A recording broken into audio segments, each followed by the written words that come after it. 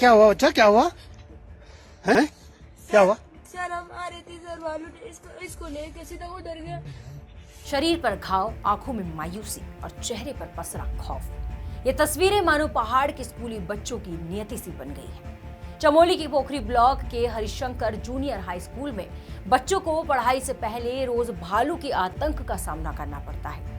आज सुबह जब बच्चे बस्ता उठाकर स्कूल गए, लेकिन क्लासरूम के बाहर ही झाड़ियों में एक भालू ने निकलकर सीधे एक बच्चे पर हमला कर दिया। पल भर में अफरा तफरी मच गई। बच्चे चीखते हुए भागे, कुछ जमीन पर गिर पड़े तो कुछ डर के मारे बोल ही नहीं पाए। ये पहली बार नहीं है। हमले में बच्चे के हाथ और पीठ पर भालू के नाखूनों के निशान लग गए हैं। बच्चों में भालू के खौफ की ये तस्वीर आज की बात नहीं है। शनिवार को भी इसी स्कूल के बच्चे स्कूल आते समय इसी रास्ते पर बाल बचे थे। तब भी चेतावनी दी गई थी, तब भी कहा गया था अब कुछ बड़ा हो सकता है, लेकिन आज फिर वही हुआ। एक ही इलाके में एक ही स्कूल में बच्चों पर भालू के हमले की 3 दिनों के अंदर ये दूसरी घटना है।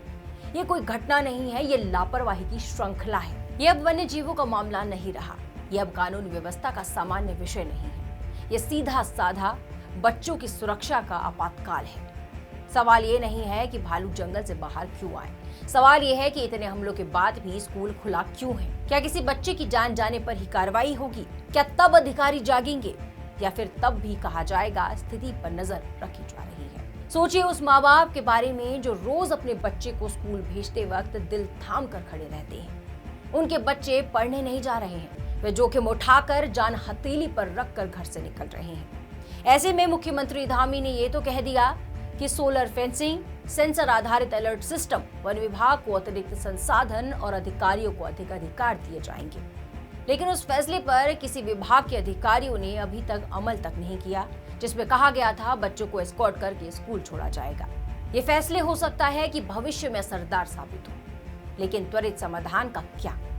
अभी बच्चों की जान कैसे बचेगी, उनकी सुरक्षा कैसे सुनिश्चित की जाएगी? यही सबसे बड़ा सवाल है, क्योंकि असली राहत तभी मिलेगी जब असर जमीन पर दिखेगा। अब बहुत हो चुका, अब जनता को सिर्फ खबरें नहीं, फैसले चाहिए। प्रभावित क्षेत्रों में तुरंत स्कूल बंद किए जाएं, स्कूल परिसरों के आसपास वन विभाग की सक्रिय निगरानी हो, बच्चों की सुरक्षा की स्थायी व्यवस्था की जाए। और ये सिर्फ मांग नहीं है, ये मजबूरी है। अब आप भी बताइए, क्या बच्चों को हाथों में किताबें लेकर स्कूल जाना चाहिए या दिल में डर लेकर? और ये खबर नहीं है, ये चेतावनी है।